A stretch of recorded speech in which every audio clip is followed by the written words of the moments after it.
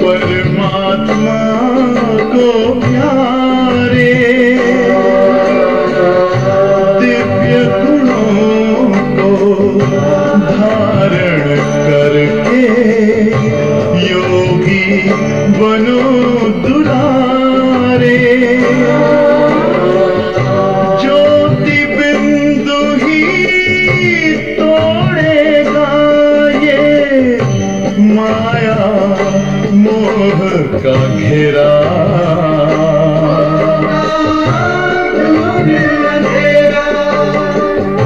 अंतर मन में ज्योति जगा लो, होगा दूर अंधेरा।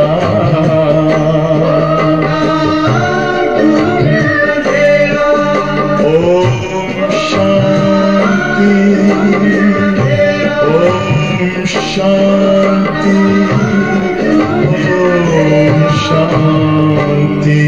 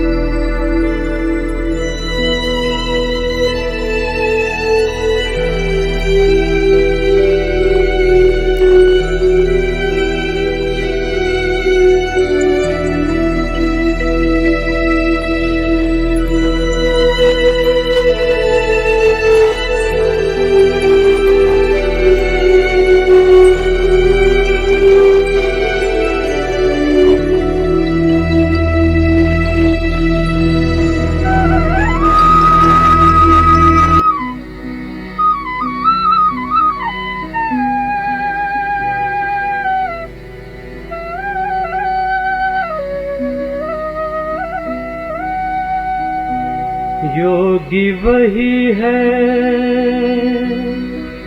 सच्चा जिसने अहंकार को मारा। योगी वही है सच्चा जिसने अहंकार को मारा हो, अहंकार को मारा हो। पीकर जहर सभी के दिल का, पीकर जहर सभी के दिल का, जीवन खूब सवारा हो, जीवन खूब सवारा हो। योगी वही है सच्चा जिसने अहंकार को मारा हो, अहंकार को मारा हो।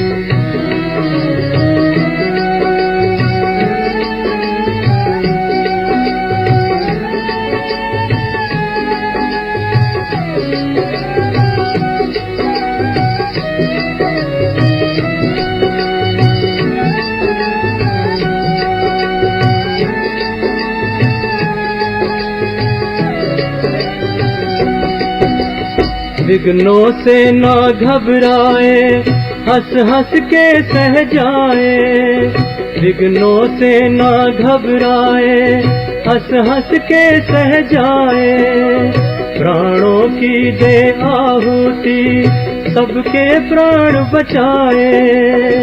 जीवन में सीखा हो हंसना, जीवन में सीखा हो हंसना। काम को ललकारा हो, काम को ललकारा हो।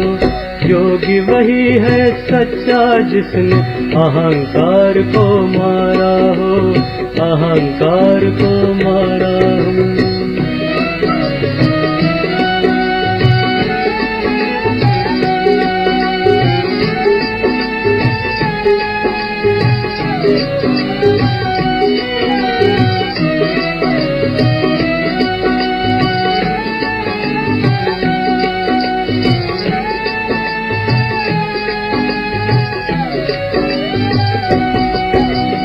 हार जीत के द्वंद्व में कभी निराश न होता हो, हार जीत के द्वंद्व में कभी निराश न होता हो। जीवन के छाए मेघों को खुशी खुशी भर लेता हो। आंचल में बसी हो करुणा, आंचल में बसी हो करुणा। मुख में ज्ञान की धारा हो, मुख में ज्ञान की धारा हो। योगी वही है सच्चा जिसने अहंकार को मारा हो, अहंकार को मारा हो। पीकर जहर सभी के दिल का, पीकर जहर सभी के दिल का। जीवन खूब सवारा हो, जीवन खूब सवारा हो। योगी वही है सच्चा जिसने अहंकार को मारा हो, अहंकार को मारा हो। योगी वही है सच्चा जिसने अहंकार को मारा हो।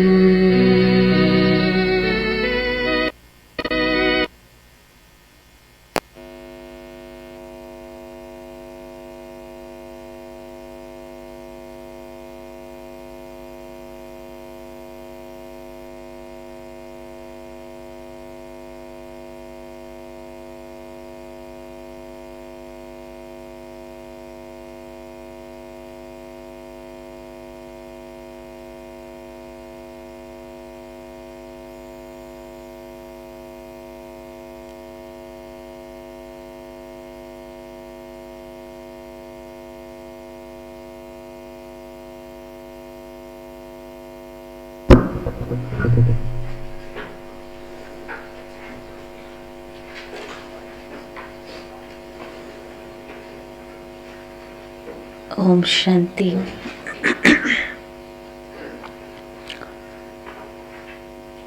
आज बाबा की अव्यक्त मूल्य में बाबा ने बहुत सुंदर ज्ञान और योग दोनों को स्पष्ट करा है।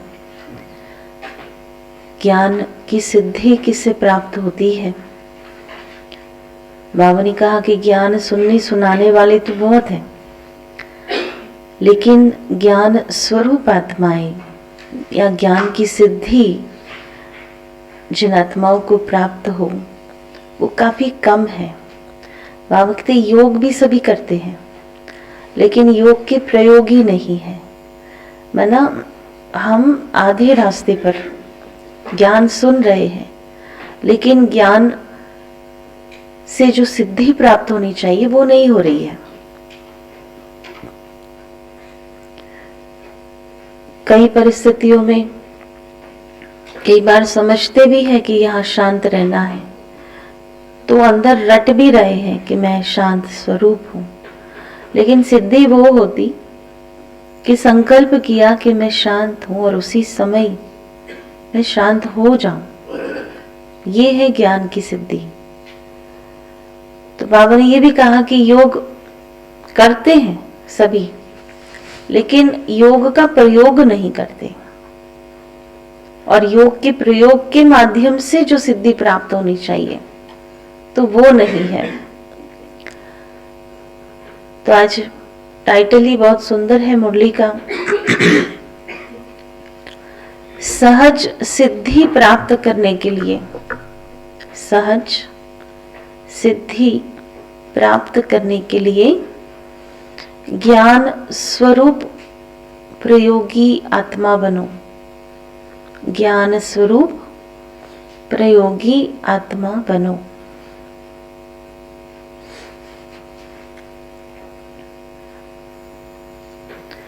आज ज्ञान दाता, वर दाता अपने ज्ञानी तो आत्मा, योगी तो आत्मा बच्चों को देख रहे हैं।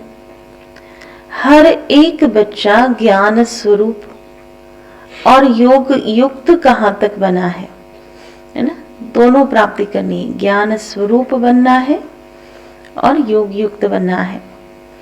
ज्ञान सुनने सुनाने के निमित्त बने हैं व ज्ञान स्वरूप बने हैं। क्या चेक करना है?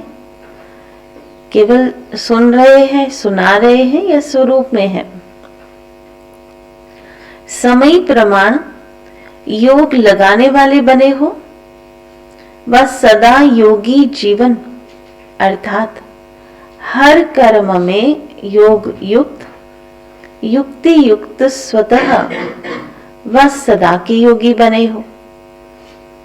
नहीं, ये दोनों पॉइंट चेक करनी है। ज्ञान स्वरूप बने हैं या योग युक्त, युक्ति युक्त, सहज सदा के योगी बने हैं। किसी भी ब्राह्मण आत्मा से कोई भी पूछेंगे कि ज्ञानी और योगी है, तो क्या कहेंगे? सभी ज्ञानी योगी तो हो ना। ज्ञान स्वरूप अभी क्या है ना? पूछ तो लिया ज्ञानी योगी है, लेकिन बाबा कहते ज्ञान स्वरूप बनना अर्थात हर संकल्प बोल और कर्म समर्थ होगा। ज्ञान स्वरूप कैसा होगा? हर संकल्प बोल और कर्म समर्थ होगा। व्यर्थ समाप्त होगा, क्योंकि जहां समर्थ है वहां व्यर्थ हो नहीं सकता है ना? ज्ञान को क्या कहते हैं? Knowledge is light, knowledge is might. तो जहां लाइट हो वहां व्यर्थ का अंधकार कैसे हो सकता, या विकारों का अंधकार कैसे हो सकता? तो बाबा कहते हैं वहां व्यर्थ हो नहीं सकता। जैसे प्रकाश और अंधियारा साथ साथ नहीं होता, तो ज्ञान प्रकाश है और व्यर्थ अंधकार है। वर्तमान समय व्यर्थ को समाप्त करने का अटेंशन रखना है ना?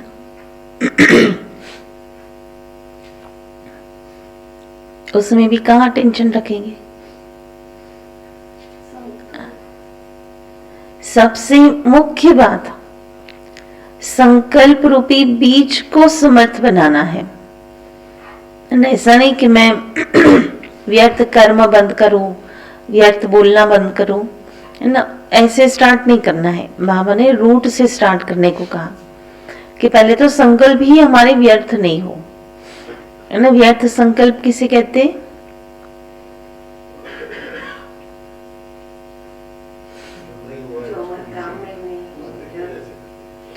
जैसे कुछ हुआ नहीं है, लाइक भविष्य में संभावना भी नहीं है, लेकिन हम पहले से उसको सोच लेते कि ऐसा होगा तो, है ना, ऐसा होगा तो, मेरे साथ 5 साल के बाद ऐसा होगा तो, है ना। तो ये जो भविष्य की चिंता जो है वो व्यर्थ है।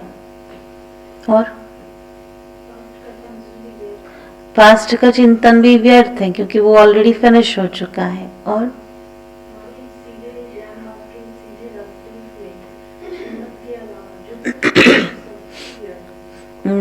श्रीमत के अलावा कुछ भी है वो व्यर्थ है। और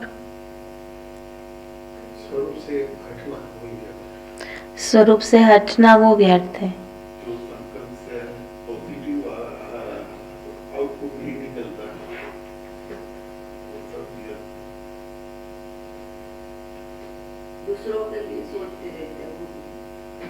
दूसरों के लिए सोचना व्यर्थ है, या हम ही जो संकल्प करते हैं उसका कोई रिलेवेंस नहीं है। आउटपुट तो कभी मिलता कभी नहीं भी मिलता, लेकिन कभी नहीं। बाबा कहते हैं कि बीज आज बोया, लेकिन आम का बीज दादा बोएगा पोता खाएगा, है ना। कभी टाइम टेकिंग भी होता है, होता पॉजिटिव है, लेकिन वो समय लेता है।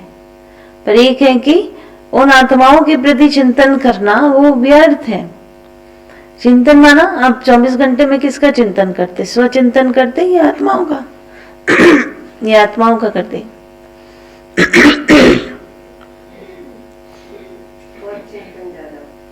आत्माओं का ही करते हैं। इसको ऐसा नहीं बोलना चाहिए था, इसको ऐसा नहीं करना चाहिए था, उसको पूछना चाहिए था। यानी जो भी दूसरों को क्या करना चाहिए उसका एक थॉट भी हमारे मन में आता है, वो वेस्ट है, क्योंकि हमारे कहे मुताबिक वो नहीं चलना है। सामने वाली आत्मा तो नहीं चलेगी ना, हम जैसे कह रहे हैं, जैसे सोच रहे हैं ना। कहना भी दूर, कभी कहते भी नहीं है, लेकिन सोच ही लेते हैं कि इसको ऐसा करना चाहिए, वो नहीं करेगा तो भी अपसेट हो जाते हैं। अभी आपने क्या सोचा उस तक कैसे पहुंचेगा कि भाई इनको ये ठीक नहीं लगता, मैं ऐसा करूं तो ठीक लगेगा। तो ये सारा व्यर्थ है ना। दादी कहती थी कि मुरली सुनते अगर ये भी विचार आया ना कि ये पॉइंट उसके लिए है, तो वो मुरली भी व्यर्थ है। बाबा साकार मुरली में कहता कि अगर आपने ज्ञान सुना है लेकिन उस आत्मा को चाहिए ही नहीं, तो वो ज्ञान भी व्यर्थ है। तो व्यर्थ की बहुत गुही डेफिनेशन है बाबा के पास। तो ये है कि इतना सारा इसका मतलब ये हुआ कि आत्मा और परमात्मा के अलावा कुछ सोचो ही नहीं, है ना। एक ही काम करो कि बस मैं आत्मा हूं और बाबा ये है याद और सेवा, और सेवा करो। जैसे बाबा कहते हैं ज्ञान सुनाकर निर्संकल्प हो जाता है कि बच्चों ने किया नहीं किया वो उनकी मर्जी। कई बार बोल भी देता है ना, करो नहीं करो तुम्हारी मर्जी, है ना। लेकिन हम कह करके उसके पीछे लगे रहते हैं कि उसने क्यों नहीं किया, क्यों नहीं किया। तो वो ये क्यों नहीं किया जो हमारे संकल्प चलते हैं ना, वो व्यर्थ जा रहे हैं। इसलिए ये है कि हमको जो जितना हमारा अनुभव है, जितना ही समझ है, वो शायद कोई पूछे तो सुनाओ। कहते हैं वर्ण मांगी सलाह पर व्यर्थ है। उसको चाहिए ही नहीं और आप बैठ करके उसको सलाह सूचन देते ही रहते हो, तो वो भी व्यर्थ जाता है। तो इसलिए बहुत सूक्ष्म बात है। तो बाबा क्या चाहता है कि संकल्प रूपी बीज को समर्थ बनाना है। अगर संकल्प रूपी बीज समर्थ है तो वाणी, कर्म, संबंध सहज ही समर्थ हो ही जाता है।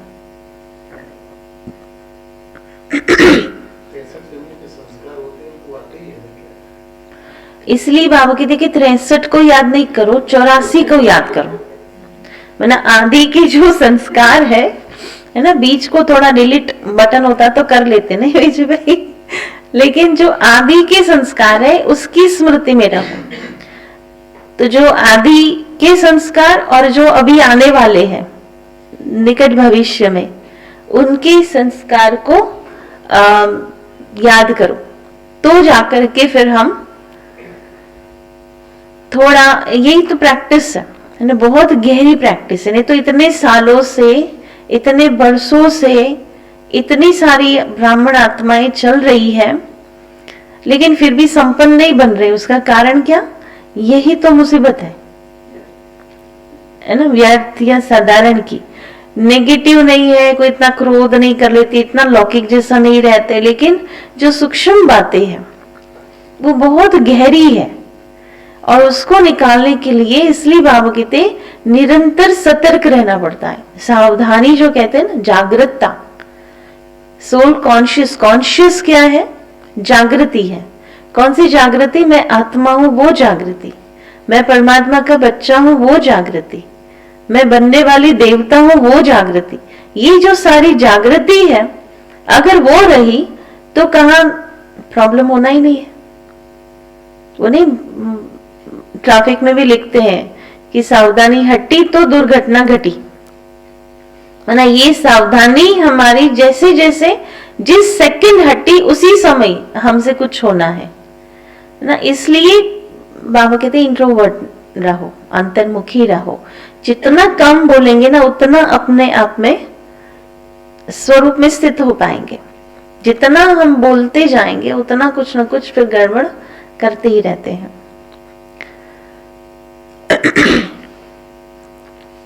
और इसलिए बाबा कहते हैं हर कर्म में क्या करो, बीज अगर हमने समर्थ किया तो हमारा कर्म वाणी सब समर्थ हो ही जाएगा।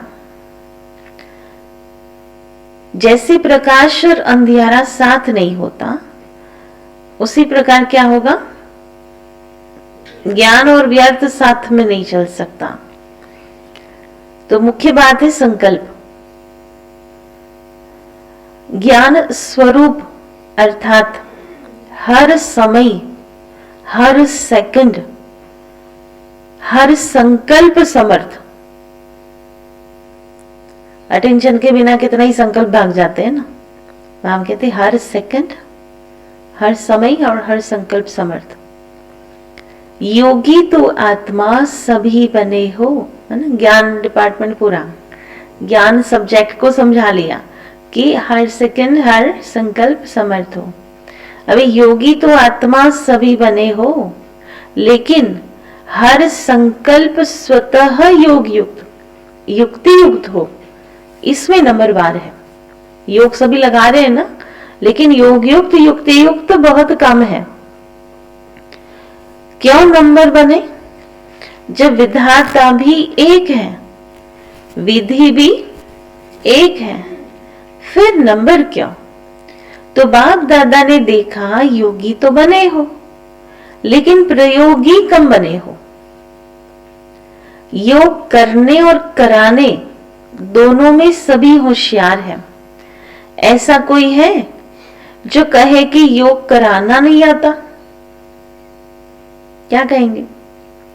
जैसे योग करने कराने में योग्य हो, ऐसे ही प्रयोग करने में योग्य बनना और बनाना, इसको कहा जाता है योगी जीवन अर्थात योग युक्त जीवन।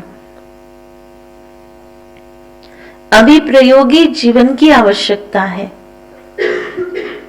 जो योग की परिभाषा जानते हो, वर्णन करते हो, वो सभी विशेषताएं प्रयोग में आती है ना। योग की परिभाषा क्या है?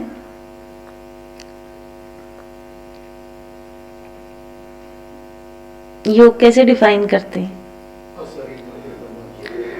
है ना? सेल्फ कम्युनिकेशन और गॉड कम्युनिकेशन। बेसिकली तो ये कहते हैं कि भाई खुद के साथ, खुद के हायर सेल्फ के साथ कनेक्ट होना और एक है परमात्मा के साथ कनेक्ट होना, उसका नाम है योग। और क्या वर्णन करते हैं? योग की प्राप्ति में क्या वर्णन करते हैं?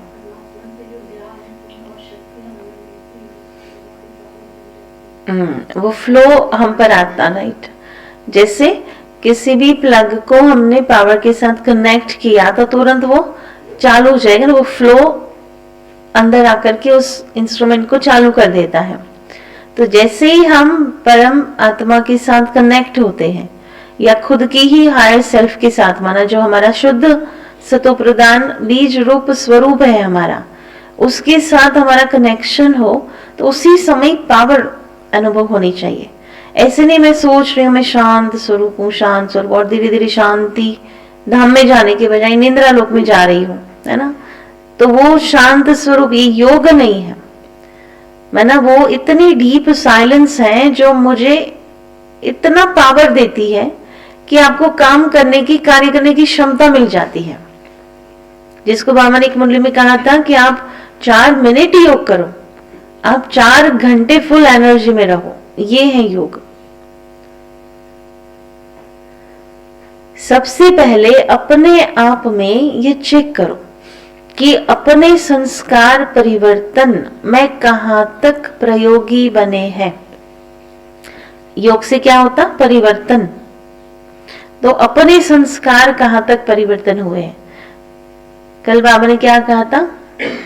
हम बाप के साथ कौन सा कार्य करते हैं?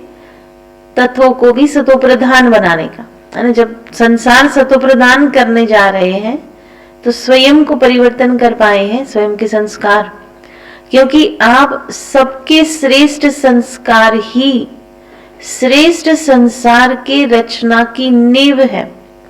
That's a foundation.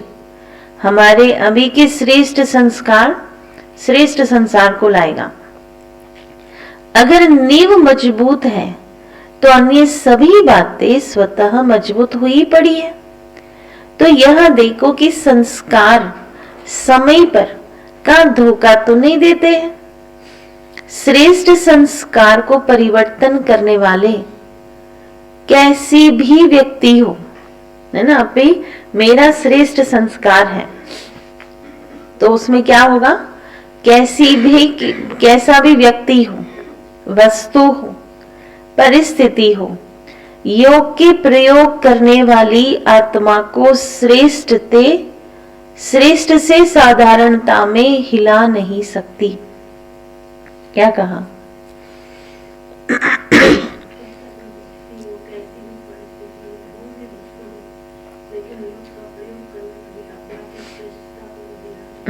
वो हिला नहीं सकती, साधारण बना नहीं सकती।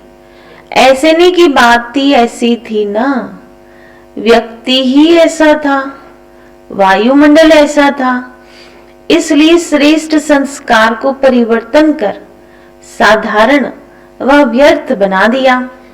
तो क्या इसको प्रयोगी आत्मा कहेंगे? है ना।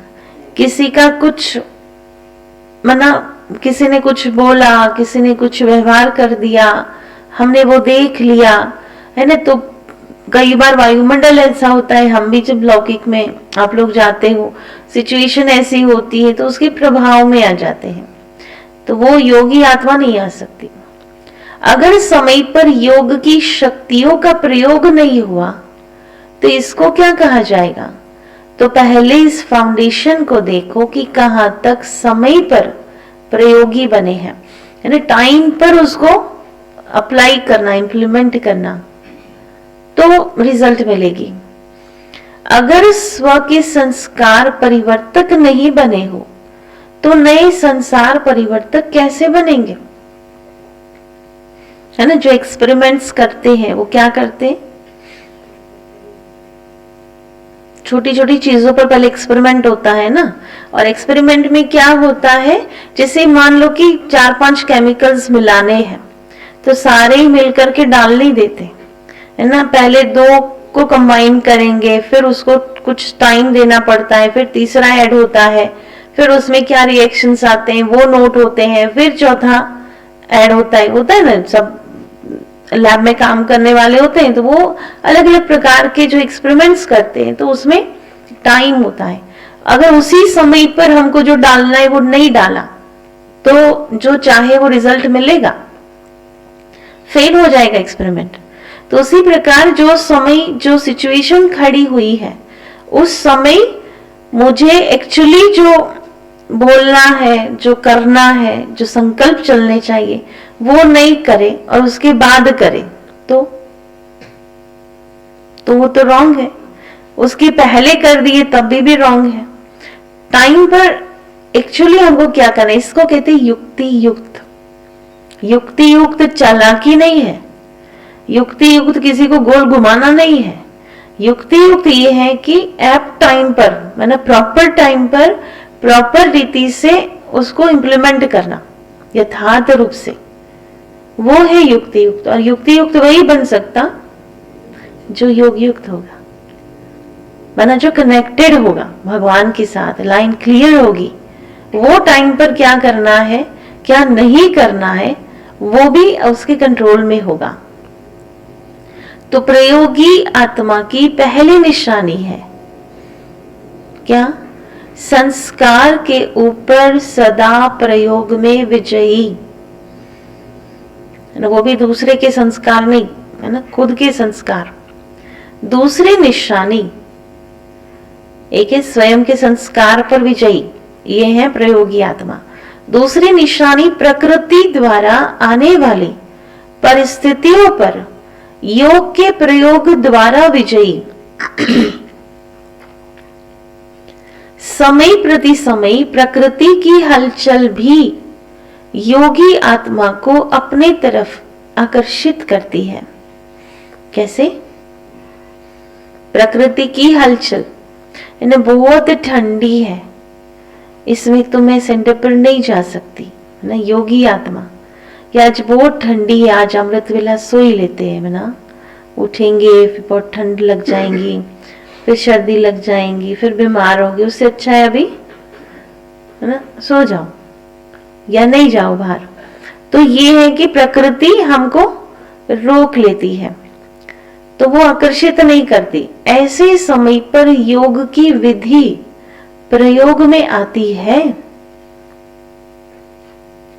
कभी योगी पुरुष को व पुरुषोत्तम आत्मा को प्रकृति प्रभावित तो नहीं करती, है ना। तब स्वमान याद रखिए अपना, कौन है हम? प्रकृति जीत है, प्रकृति पति है, हमारे ऑर्डर अनुसार चलना चाहिए सब। तो ये प्रयोग करो, छोटे छोटे प्रयोग करो, है ना, तो फिर कॉन्फिडेंस क्रिएट होगा कि हाँ ये ऐसा होता है। क्योंकि ब्राह्मण आत्माएं पुरुषोत्तम आत्माएं हैं, है ना।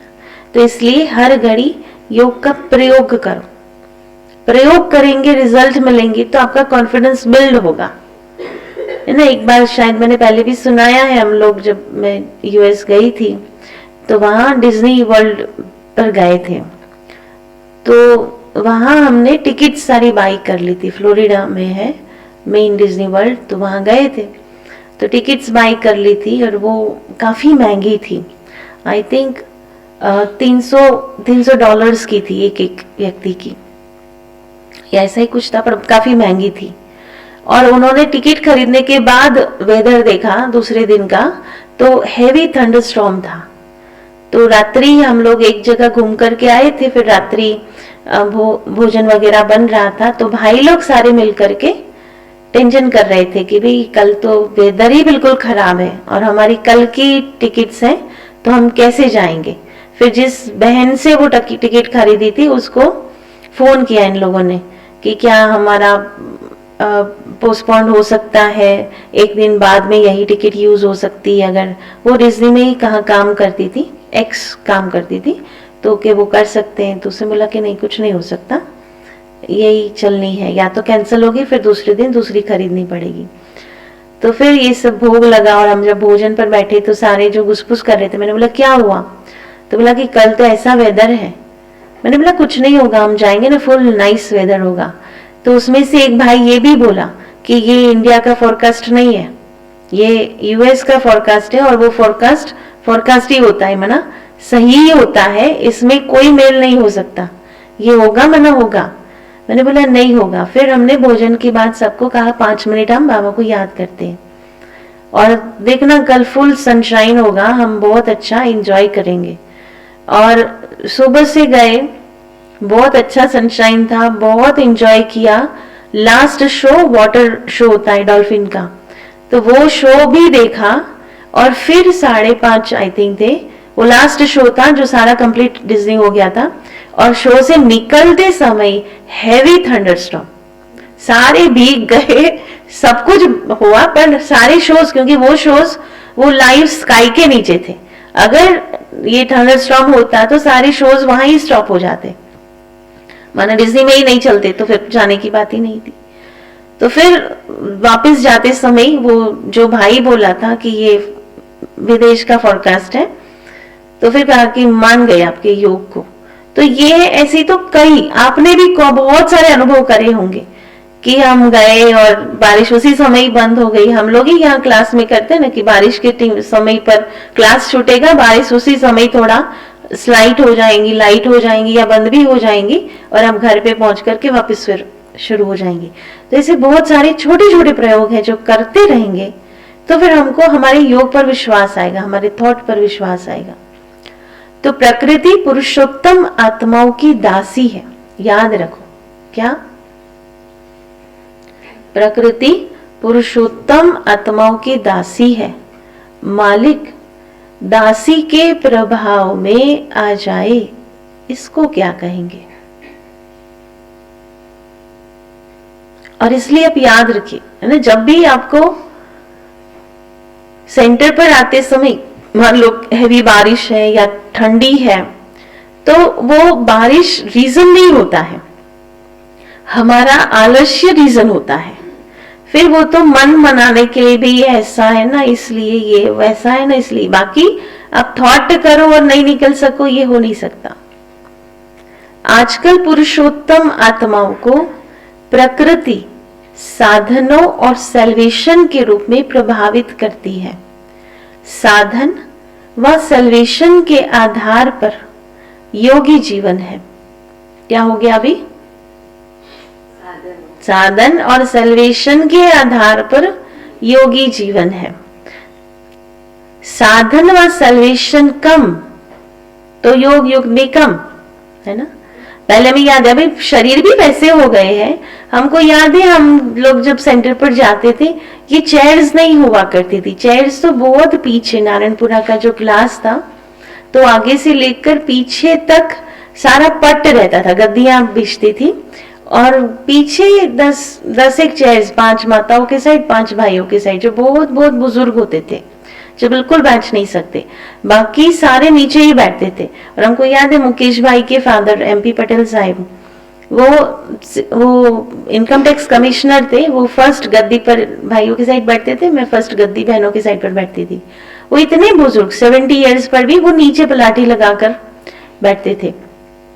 तो काफी अभी भी जो गांव वाले सेंटर्स पर जाएंगे तो पट्टी होता है, नीचे ही बैठना होता है। फिर कभी कभार कोई नहीं बैठ सके तो उसके लिए कुर्सी हो। तो ये एक छोटा सा एक साधन है। अगर कुर्सी हटाकर नीचे बिठा दो तो पहले तो योग ही नहीं लगेगा, क्योंकि आदत नहीं है ना, अभ्यास नहीं है। तो ये है एक छोटी सी बात की, जैसे साधन व सेल्वेशन कम तो योग युक्त भी कम। इसको कहा जाता है प्रभावित होना। योगी व प्रयोगी आत्मा की साधना के आगे साधन स्वतः ही स्वयं आते हैं। बहुत सुंदर सेंटेंस है ये। प्रयोगी आत्मा के आगे साधन क्या होंगे? साधना के आगे साधन स्वतः ही स्वयं आते हैं। साधन साधना का आधार नहीं हो, लेकिन साधना साधनों को स्वतः ही आधार बनाएगी। इसे कहा जाता है प्रयोगी आत्मा। हमारे वहां एक फैमिली आता था, युगल आता था, उसने केवल और केवल ज्ञान छोड़ा। किस लिए? कि गर्मी बहुत लगती है। हालांकि एसी भी था, पर घर से सेंटर पर आने में जो गर्मी लगती है उस डिस्टेंस से, उस रीजन से ज्ञान छोड़ दिया। है ना। तो ये है कि कैसे प्रकृति प्रभावित करती है आत्माओं को। तो चेक करो, संस्कार परिवर्तन विजयी और प्रकृति के प्रभाव के विजयी कहां तक बने हैं। तीसरी निशानी प्रयोगी आत्मा की, विकारों पर विजयी। योगी व प्रयोगी आत्मा के आगे ये 5 विकार जो दूसरों के लिए जहरीले सांप है, लेकिन आप योगी प्रयोगी आत्माओं के लिए ये सांप गले की माला बन जाए। आप ब्राह्मणों के और ब्रह्मा बाप के अशरीरी तपस्वी शंकर स्वरूप का यादगार अभी भी भक्त लोग पूछते और गाते रहते हैं। दूसरा यादगार क्या है?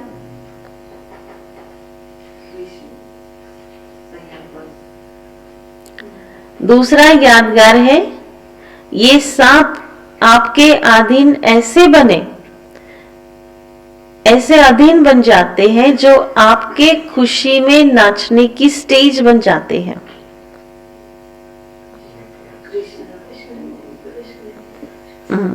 कृष्ण का है ना, वो नाग दहन जो होता है, तो वो काली नाग, तो वो उस पर डांस करते थे ना। तो जब विजयी बन जाते हैं तो क्या अनुभव करते हो, क्या स्थिति होती है? खुशी में नाचते रहते हो ना, है ना। 5 विकार है ना। क्रोध आता है, नाचेगा कोई? है ना। अहंकार आएगा, नाचेगा कोई? लोभ मोह में नाचेगा। लेकिन अगर विजयी है, किसी ने क्रोध किया, कोई फर्क नहीं पड़ता, वो नाचता रहता है, कोई असर ही नहीं होता, है ना। कोई कितना भी अहंकार अपने सामने दिखाए, उनको कोई फर्क नहीं पड़ता, है ना। तो ये स्थिति ऐसी है, मन स्थिति की बात है कि वो नाचता रहेगा। तो ये स्थिति स्टेज के रूप में दिखाई दे। स्थिति को भी स्टेज कहा जाता है ना। ऐसे विकारों पर विजयी हो, इसको कहा जाता प्रयोगी। तो ये चेक करो कहां तक प्रयोगी बने हो।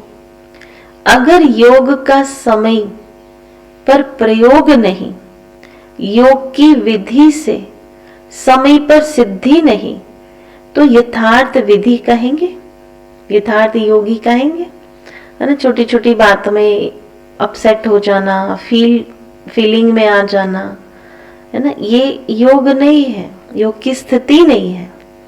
समय पर हम योग को अप्लाई करें। कैसे करेंगे अप्लाई? समय पर बिल्कुल विपरीत परिस्थिति है और आप उसके साथ कनेक्ट हो, भगवान के साथ, फिर देखो क्या पावर्स आती है ना। डिस्टर्ब नहीं हो जाओ। ये नहीं समझो कि मैं तो अकेला हूं, मेरा इंसल्ट कर दिया। अरे आपका साथी कौन है? उसको आप पर भरोसा है, फिर किस बात की डर है ना। बोलने वाले तो कुछ भी बोलते रहेंगे, लेकिन देखो हम संसार में भी क्या करते भाई, बाहर वाले कुछ भी बोल देवे, लेकिन घर वालों का अगर हमारे पर विश्वास होता है तो हम हिलते नहीं है। होता है ना ऐसा, स्वयं पर विश्वास हो तो हिलते नहीं है। बातें तो आएंगी ना, हर एक अपने अपने दृष्टिकोण से ही देखेगा हमको। उनको ये गलत लगेगा तो बोल देंगे गलत है, लेकिन भगवान मेरे साथ है और भगवान को मेरे पर विश्वास है और मुझे उस पर है, तो मुझे कुछ भी नहीं हो सकता। तो ये है कि समय पर ये विधि क्या है योग की?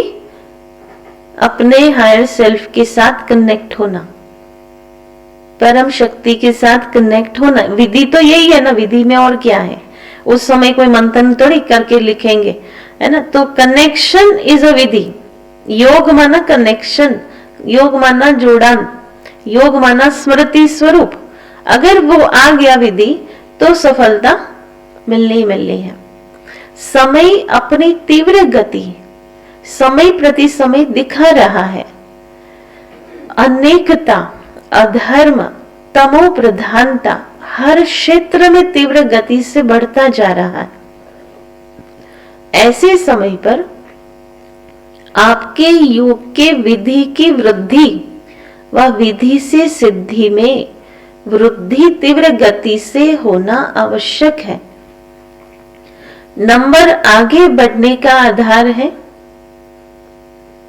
प्रयोगी बनने की सहज विधि। आगे नंबर कैसे मिलेगा? जितना प्रयोग करेंगे। तो बाप दादा ने क्या देखा?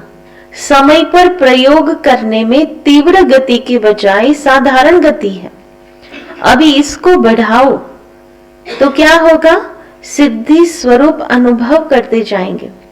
आपके जड़ चित्रों द्वारा सिद्धि प्राप्त करने का अनुभव करते रहते हैं। चैतन्य में सिद्धि स्वरूप बने हो तब तो यादगार चला आ रहा है। रिद्धि सिद्धि वाले नहीं, विधि से सिद्धि है ना, रिद्धि सिद्धि नहीं लेकिन विधि से सिद्धि। तो समझा क्या करना है सब कुछ, है सब कुछ, लेकिन समय पर प्रयोग करना और प्रयोग सफल होना, इसको कहा जाता है ज्ञान स्वरूप आत्मा। ऐसे ज्ञान स्वरूप आत्माएं अति समीप और अति प्रिय है। भगवान को कौन अच्छे लगते हैं? जो ज्ञान स्वरूप है, जो योग का प्रयोग करते हैं और उससे सिद्धि प्राप्त की हुई है। अच्छा, सदा योग की विधि द्वारा श्रेष्ठ सिद्धि को अनुभव करने वाले, सदा साधारण संस्कार को श्रेष्ठ संस्कार में परिवर्तन करने वाले, संस्कार परिवर्तक आत्माओं को, सदा प्रकृति जीत विकारों पर जीत प्राप्त करने वाले विजयी आत्माओं को, सदा प्रयोग के गति को तीव्र अनुभव करने वाले ज्ञान स्वरूप योग युक्त योगी आत्माओं को बाप दादा का याद प्यार और नमस्ते। रूहानी बच्चों की रूहानी बाप दादा को याद प्यार, गुड मॉर्निंग और नमस्ते। तो आज क्या सुना? प्रयोगी बनना है, प्रयोग करो, अपने संस्कार के परिवर्तन में प्रयोग करो, प्रकृति को परिवर्तन, प्रकृति को दासी बनाने में प्रयोग करो, है ना, वो अधीन ना हो, है ना, हम उसके। और तीसरा, विकारों पर विजयी प्राप्त करने के लिए प्रयोग करो। और जहां ज्ञान है तो प्रकाश है, समर्थ स्थिति है, तो फिर अंधकार आ नहीं सकता, है ना। सिंपल सी बात में तो यही था सार। हर संकल्प रूपी बीज को समर्थ बनाओ तो वाणी वर्तन ऑटोमेटिक समर्थ हो जाएगा। हम पुरुषोत्तम आत्माएं हैं जिसकी प्रकृति दासी है ना, और मालिक पर दासी हावी नहीं हो सकती। 24 नवंबर को 2 कुमारियों के समर्पण समारोह के बाद रात्रि 10 बजे दादी ऑलराउंडर ने अपना पुराना चोला छोड़ बाप दादा की गोद ली। 25 तारीख दोपहर में उनका अंतिम संस्कार किया गया। सायंकाल मुरली के पश्चात दादी योग से मुलाकात करते समय बाप दादा ने जो महावाक्य उच्चारे, खेल में भिन्न भिन्न खेल देखते रहते हो, साक्षी हो, खेल देखने में मजा आता है ना। किसी ने शरीर छोड़ा, है ना, ऑलराउंडर दादी। और बाबा क्या कहते, खेल के रूप में देखो तो फिर आत्मा की स्थिति, चाहे कोई उत्सव हो, चाहे कोई शरीर छोड़े, दोनों ही क्या लगता है, प्रैक्टिकल में क्या लगता है ना। बोलने में तो बहुत इजी है, खेल है ना, लेकिन उस समय स्थिति खेल वाली है। शरीर गुजर तो बहुत दूर की बात है, घर का कोई बोल भी जाता है ना तो भी स्थिति खेल वाली नहीं रखती है ना। हम वो ना कोई भी कर्म करते हैं ना, किसी को बोलने की आदत होती है ना। तो रमणीकता के लिए मैंने ये प्रयोग किया था। एक हम जिस जहाँ रहते थे तो एक आत्मा कुछ भी करो ना उसको बोलना ही बोलना है उसके बारे में, तो मैं बोलती थी ये कमेंटेटर है ना, खिलाड़ी कुछ भी करे वो खड़ा रहेगा तो वो वहां खड़ा है वो भी बोलेगा, वो उसने कैच छोड़ दिया वो भी बोलेगा, वो भाग रहा है वो भी बोलेगा, उसने कुछ मिस कर लिया वो भी बोलेगा, मतलब कुछ भी है वो बोलता ही रहेगा, है ना, टिप्पणी जिसको कहते हैं। तो होते हैं कि कमेंटेटर्स होते हैं, जब कुछ भी कर लो ना तो उस समय उस नशे में रहो कि हम ऐसे खिलाड़ी है कि उसका, है ना। और कमेंट, कोई भी खेल आप कमेंट्री के बिना देखना मजा ही नहीं आएगा, है ना। तो ये कमेंटेटर्स बहुत अच्छे पसंद कर करके सिलेक्टेड होते। तो यहाँ भी बाबा क्या कहते, कोई भी सिचुएशन हो लेकिन खेल समझो। तो खेल में खेल लगता है ना, और लगता भी ऐसे ही है ना जैसे खेल होता है, और समय प्रमाण समाप्त भी हो जाता है। ऐसे ही जो हुआ सहज समाप्त हुआ तो खेल ही लगता है। हर आत्मा का अपना अपना पार्ट है। सर्व आत्माओं की शुभ भावना, अनेक आत्माओं की शुभ भावना प्राप्त होना, यह भी हर आत्मा के भाग्य की सिद्धि है। तो जो भी हुआ, क्या देखा, खेल देखा या मृत्यु देखा? एक तरफ वही अलौकिक स्वयंवर देखा और दूसरे तरफ चोला बदलने का खेल भी देखा। लेकिन दोनों क्या लगे? खेल में खेल। फर्क पड़ता है क्या? ना बाबा ने पूछा, फर्क पड़ता है? अलौकिक स्वयंवर देखने में और चोला बदलते हुए देखने में फर्क पड़ा क्या? थोड़ी लहर बदली हुई कि नहीं हुई? साक्षी होकर खेल देखो तो वो अपने विधि का और वो अपने विधि का, है ना। खेल हर एक अपनी विधि होती है ना खेल की, तो उस अनुसार चलाओ। सहज नष्टो मोहा होना, यह बहुत काल के योग के विधि की सिद्धि है। ये लिखो, नष्टो मोहा बनना बहुत काल के योग के विधि की ये सिद्धि है। और मोह है ना, केवल समाचार भी आए ना घर से तो भी यहाँ रोना शुरू हो जाते ना, डिस्टर्ब हो जाते, अपसेट हो जाते। ये कौन सा मोह है ना? नष्टो मोह की स्थिति कौन सी है ना? जिससे हमारा ब्लड कनेक्शन है, उसको कुछ भी होता है तो हलचल हम में क्यों आती है? ये मोह है। उसको कुछ भी हो, हमको क्या, वो उसका पार्ट प्ले कर रहे हैं, हम अपना पार्ट प्ले कर रहे हैं। तो ये है। तो हमेशा अपने आप को ऑनेस्ट होकर के चेक करना चाहिए, क्या यही किसी और के साथ होता तो मैं इतनी ही स्टेबल रहती, इतना ही प्यार उभरता, इतना ही प्रोटेक्टिव होते? या दूसरे भले कुछ भी कर रहे हैं, मेरे वालों को कुछ नहीं हो, है ना। तो ये मोह है ना। इसलिए बहुत अटेंशन है, बहुत काल का योग का प्रैक्टिस होगा ना, तब नष्टोमोह हो सकते, ऐसे ही नष्टोमोह नहीं हो सकते। तो नष्टोमोह सहज मृत्यु का खेल देखेगा।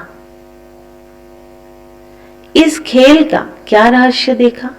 देह के स्मृति से भी उपराम, चाहे व्याधि द्वारा चाहे विधि द्वारा, और कोई भी आकर्षण अंत समय आकर्षित नहीं करे। इसको कहा जाता है सहज चोला बदली करना।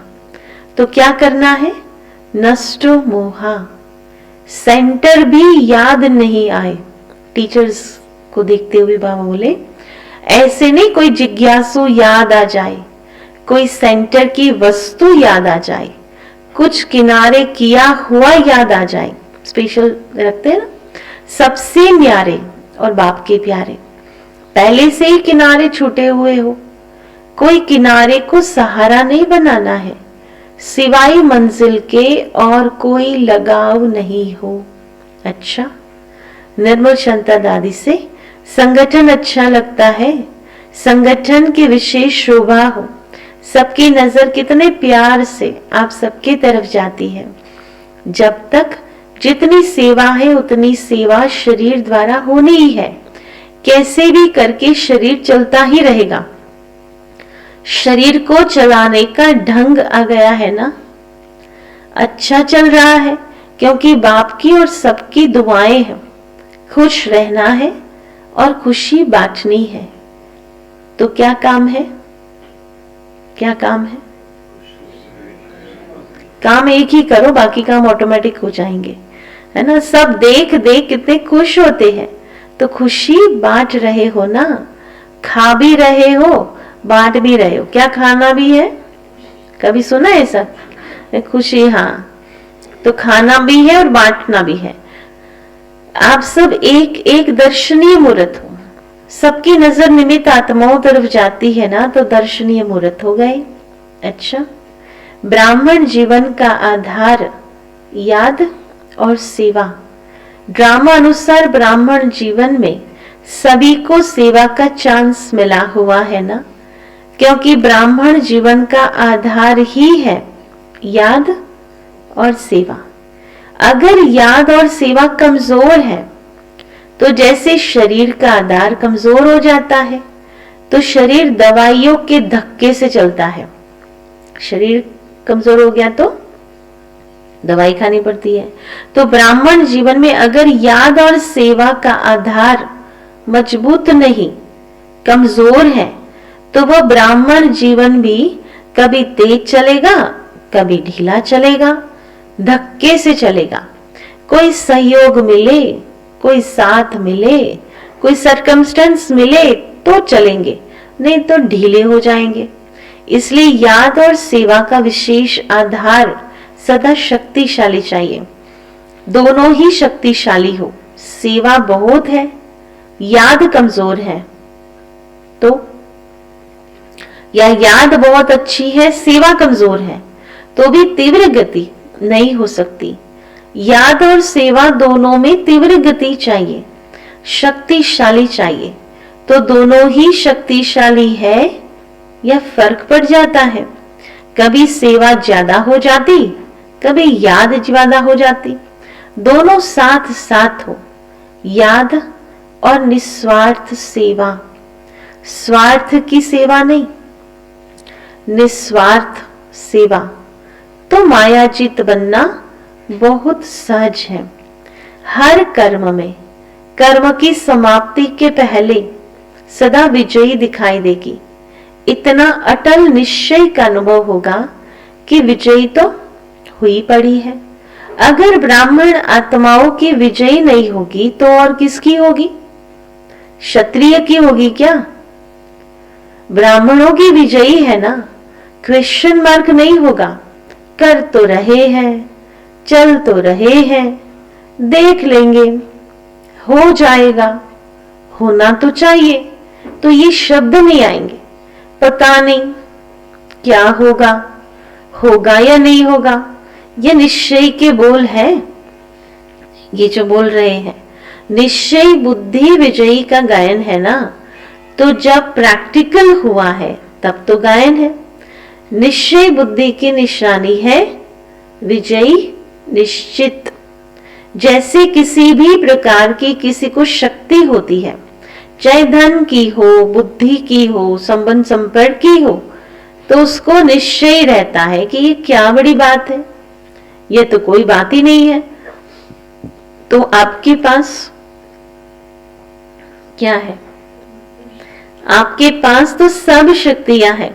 धन की शक्ति है कि धन की शक्ति करोड़पतियों के पास है? क्या है? सबसे बड़ा धन है अविनाशी धन, जो सदा साथ है। तो धन की शक्ति भी है, बुद्धि की शक्ति भी है, पोजीशन की शक्ति भी है। जो भी शक्तियां गाई हुई है, सब शक्तियां आप में है या कभी प्राय लोप हो जाती है? इन्हें इमर्ज रूप में अनुभव करो। ऐसे नहीं हो, हूं तो सर्वशक्तिवान का बच्चा, है ना? क्या बोलते? हूं तो सर्वशक्तिवान का बच्चा, लेकिन अनुभव नहीं होता। तो सभी भरपूर हो या थोड़ा थोड़ा खाली हो, समय पर विधि द्वारा सिद्धि प्राप्त हो, है ना? बार बार बाबा ये अटेंशन खींचा, विधि कनेक्शन। ऐसे नहीं समय पर हो नहीं और वैसे नशा हो कि बहुत शक्तियां हैं, कभी अपनी शक्तियों को भूलना नहीं, यूज करते जाओ। अगर स्व प्रति कार्य में लगाना आता है तो दूसरों के कार्य में भी लगा सकते हो। पांडवों में शक्ति आ गई या कभी क्रोध आ जाता है? थोड़ा थोड़ा क्रोध आता है। कोई क्रोध करे तो क्रोध आता है ना? कई कहते हैं ना, मैं तो शांत था लेकिन उसने क्रोध दिलवाया। कोई इंसल्ट करे तो क्रोध आता है ना? पूछो ये सारे प्रश्न। या तो ऐसे ही हुआ जैसे दुश्मन आया और हार हो गई। माताओं को थोड़ा थोड़ा मोह आता है ना? दोनों को छोड़ा नहीं है ना? ऐसे नहीं समझना कि पांडवों को ही पूछा। पांडवों को अपने हर कल्प के विजयीपन की सदा खुशी मर्ज होनी चाहिए। कभी भी कोई पांडवों को याद करेंगे तो पांडव शब्द से ही विजयी सामने आएगी। पांडव अर्थात विजयी। पांडव की कहानी का रहस्य ही क्या है? विजयी है ना? तो हर कल्प के विजयी इमर्ज रूप में नशा रहे, मर्ज नहीं। अच्छा, सर्व द्वारा मान प्राप्त करने के लिए निर्माण बनो। बहुत अच्छा स्लोगन है। सर्व द्वारा मान प्राप्त करने के लिए निर्माण बनो। सभी अपने को सदा कोटों में कोई और कोई में भी कोई श्रेष्ठ आत्मा अनुभव करते हो कि कोटों में कोई जो गाया हुआ है वो कोई और हो या आप ही हो, तो कितना एक एक आत्मा का महत्व है। अर्थात हर आत्मा महान है। तो जो जितना महान होता है, महानता की निशानी, जितना महान उतना निर्माण, क्योंकि सदा भरपूर आत्मा है। जैसे वृक्ष के लिए कहते हैं ना, जितना भरपूर होगा उतना झुका हुआ होगा, और निर्माणता ही सेवा करती है। ये याद रखिए। आपका रोब, आपका पोजीशन कोई सेवा नहीं करता। क्या सेवा करती? आपके निर्माणता सेवा करती है। जैसे वृक्ष का झुकना सेवा करता है। अगर झुका हुआ नहीं होगा तो सेवा नहीं करेगा। तो एक तरफ महानता है, दूसरी तरफ निर्माणता है, और जो निर्माण रहता है वह सर्व द्वारा मान प्राप्त करता है। स्वयं निर्माण बनेंगे तो दूसरे मान देंगे।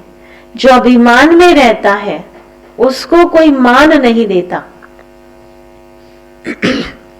उससे दूर भागेंगे, है ना? अभिमान वाले से दूर भागेंगे। तो महान और निर्माण है या नहीं है उसकी निशानी है निर्माण सबको सुख देगा। अगर और किसी से, है ना, समझ में नहीं आता कि मैं निर्माण हूं या अभिमानी हूं, तो उसका दूसरा बैरोमीटर है कि वो सबको सुख देगा। जहां भी जाएगा, जो भी करेगा वह सुखदायी होगा। तो इससे चेक करो कि कितने महान हो।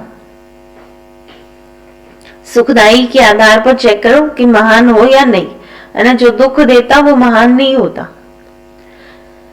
जो भी संबंध संपर्क में आए सुख की अनुभूति करे, ऐसे है या कभी दुख भी मिल जाता है। निर्माणता कम तो सुख भी सदा नहीं दे सकेंगे। तो निर्माण बनना आना चाहिए। तो सदा सुख देते सुख लेते हो या कभी दुख देते दुख लेते? चलो देते नहीं लेकिन ले तो लेते हो ना, थोड़ा फील होता है तो ले लिया ना। अगर कोई भी बात किसी की फील हो जाती है तो इसको कहेंगे दुख लेना। फील हुई ना कोई बात, है ना? कहेंगे बात तो वाजिबी है ना, ऐसा करेंगे तो फील ही होगा। बाबा कहते आपको परमिशन नहीं है फील करने की, लेकिन कोई दे और आप नहीं लो, यह तो आपके ऊपर है कि नहीं है। जिसके पास होगी ही दुख तो वो बेचारा क्या देगा, है ना। उसके पास जो होगा वो देगा, आपके पास जो है आप उसको वो दो, दुख ही देगा ना। लेकिन आपका काम क्या है, सुख लेना और सुख देना। ऐसे नहीं कि कोई दुख दे रहा है तो कहेंगे मैं क्या करूं, मैंने नहीं दिया लेकिन उसने दिया। लेकिन उसने दिया ना, अपने को चेक करना है क्या लेना है क्या नहीं लेना है, ये हमारे ऊपर है, ये हमको क्या करना है। लेने में भी होशियारी चाहिए ना। इसलिए ब्राह्मण आत्माओं का गायन है, सुख के सागर के बच्चे सुख स्वरूप सुख देव हो। तो सुख स्वरूप सुखदेव आत्माएं हो, दुख की दुनिया को छोड़ दी, किनारा कर लिया, या अभी तक एक पांव दुखधाम में है और एक पांव संगम पर है, कहाँ है। ऐसे तो नहीं कि थोड़ा थोड़ा वहां बुद्धि रह गई है, पांव नहीं है लेकिन थोड़ी अंगुली रह गई, मतलब पांव भी नहीं। जब दुखधाम को छोड़ चले तो ना दुख लेना है ना दुख देना है। अच्छा वरदान, उड़ती कला द्वारा, उड़ती कला द्वारा बाप समान ऑलराउंड पार्ट बजाने वाले चक्रवर्ती भव।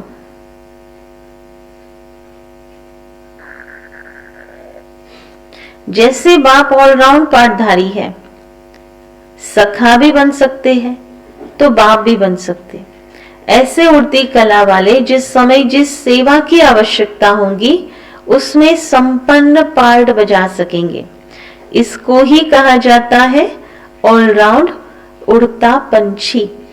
मतलब जिस समय जिसकी आवश्यकता है ना, वो सेवा कर सकने चाहिए। वे ऐसे निर्बंधन होंगे जो जहां भी सेवा होंगी वहां पहुंच जाएंगे, हर प्रकार की सेवा में सफलता मूर्त बनेंगे। उन्हें ही कहा जाता चक्रवर्ती ऑलराउंड पार्टधारी। स्लोगन, एक दो की विशेषताओं को स्मृति में रख, फेथफुल बनो। एक दो की विशेषताओं को स्मृति में रख, फेथफुल बनो, तो संगठन एक मत हो जाएगा, तो संगठन एक मत हो जाएगा। तो एक दूसरे की विशेषताओं को देखना है, ठीक है।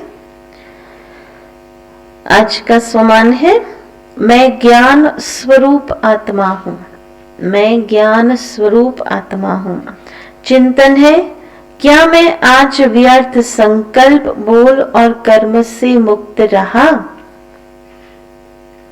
किन बातों पर ध्यान देने से व्यर्थ से मुक्त रह सकते हैं। पहले तो आवे ही नहीं कि व्यर्थ को धक्का मारना पड़े, है ना। तो ये चिंतन करना है। योगाभ्यास है, मैं आत्मा ज्ञान के सागर में समाकर मास्टर ज्ञान सूर्य बन ज्ञान का प्रकाश चारों ओर फैला रही हूं। मेरे हर संकल्प बोल और कर्म समर्थ होते जा रहे हैं। मेरे अंदर में अज्ञान अंधकार समाप्त हो गया है। मैं ज्ञान स्वरूप बन गया हूं, है ना। ये योगाभ्यास है। ओम शांति।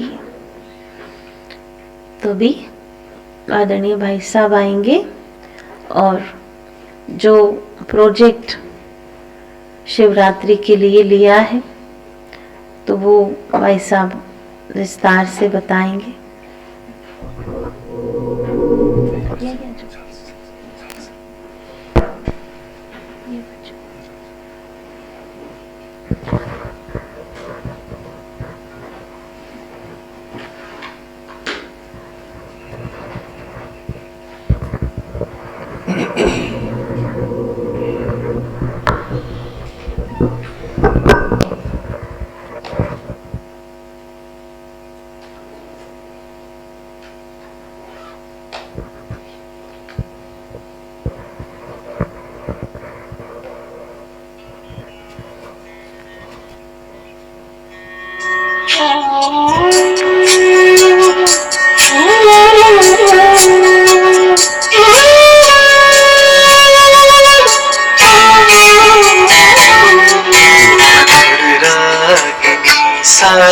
तेरा प्यार बाबा शीतल चांदनी सा तेरा प्यार बाबा मधुर रागिनी सा तेरा प्यार बाबा शीतल चांदनी सा तेरा प्यार बाबा निर्मल सी गंगा उज्ज्वल सी यमुना निर्मल सी गंगा उज्ज्वल सी यमुना परम पावनी सा तेरा प्यार बाबा।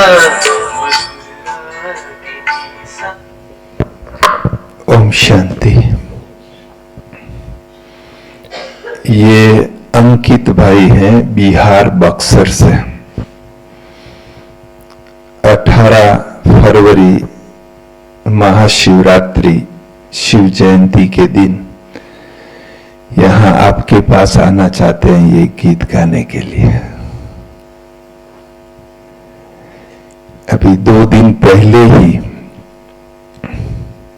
ये शिव सुरधारा म्यूजिकल कंपटीशन प्रोग्राम का विचार आया कि बाबा ने ये इतना बड़ा रेडियो स्टेशन दिया है यहाँ पर, तो उससे सेवाएं भी विशेष होनी चाहिए।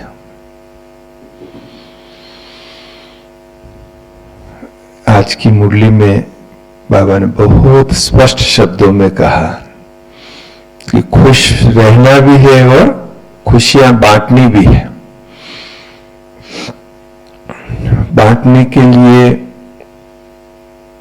कुछ साधन भी चाहिए, तो ये रेडियो स्टेशन एक ऐसा बेहद का साधन है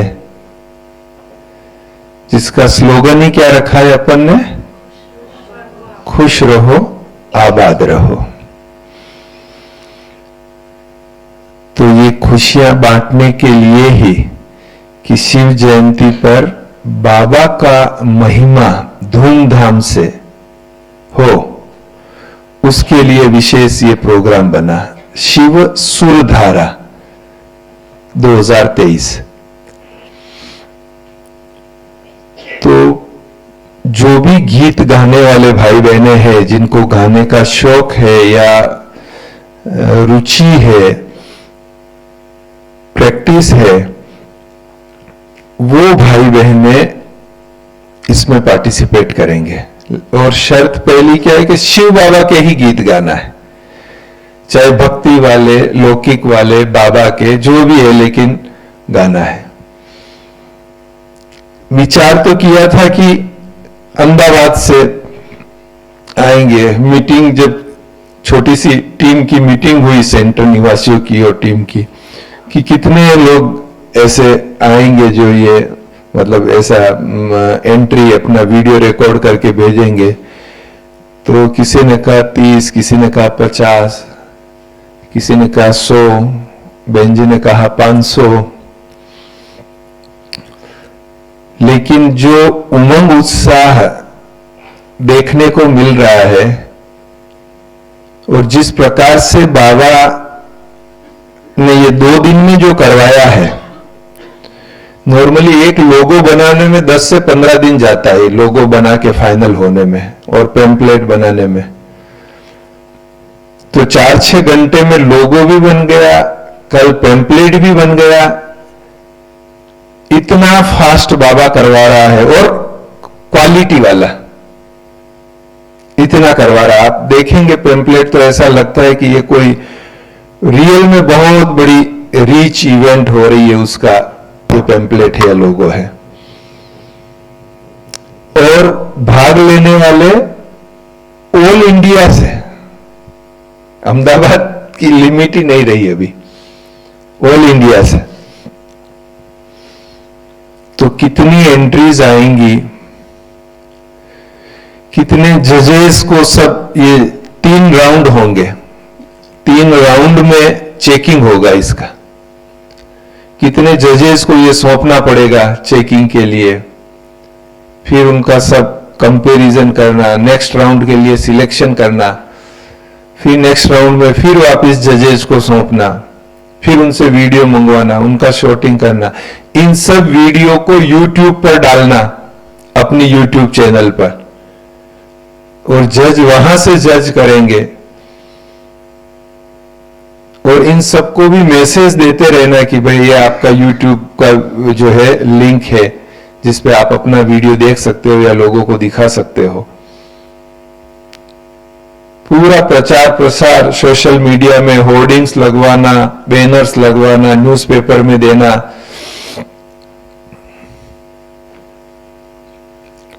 फिर फिनाले के लिए, जिनका लास्ट फिनाले में सिलेक्शन होगा, 15-20 का सोचा है कि 15-20 को बुलावे फिनाले में, क्योंकि हर एक पूरा गीत गाएगा वहां। तो अगर पूरा गीत गाएगा तो फिनाले में वहां बुलाना है, तो आप सोचिए कि उसमें से कोई आउट ऑफ स्टेशन अहमदाबाद से बाहर का भी आया, नॉन बीके होगा तो चलो अपनी व्यवस्था वो करेगा, बीके हुआ तो उसको भोजन और रहने की व्यवस्था भी देनी पड़ेगी कहीं। और गुजरात यूनिवर्सिटी का जो सीनेट हॉल है जहां पे अपने उद्घाटन का प्रोग्राम हुआ था, उस हॉल में फाइनल उसकी बुकिंग कर दी है। 18 फरवरी शनिवार, महाशिवरात्रि के दिन शाम को 4 से 7 प्रोग्राम रहेगा। सवेरे से वहां पर सजाना धजाना और कुछ एग्जीबिशन भी रखेंगे ताकि जो लोग बाहर से आएंगे उनको सेवा हो सके।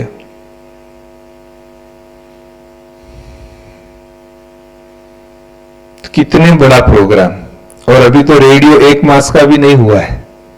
25 दिसंबर को उद्घाटन हुआ था, आज 22 जनवरी है, 1 मास का भी नहीं हुआ और इतना बड़ा प्रोग्राम। आप नवरंगपुरा निवासियों का सचमुच बहुत बड़ा सौभाग्य है। नए साल की बाबा ने बहुत बड़ी गिफ्ट दे दी है।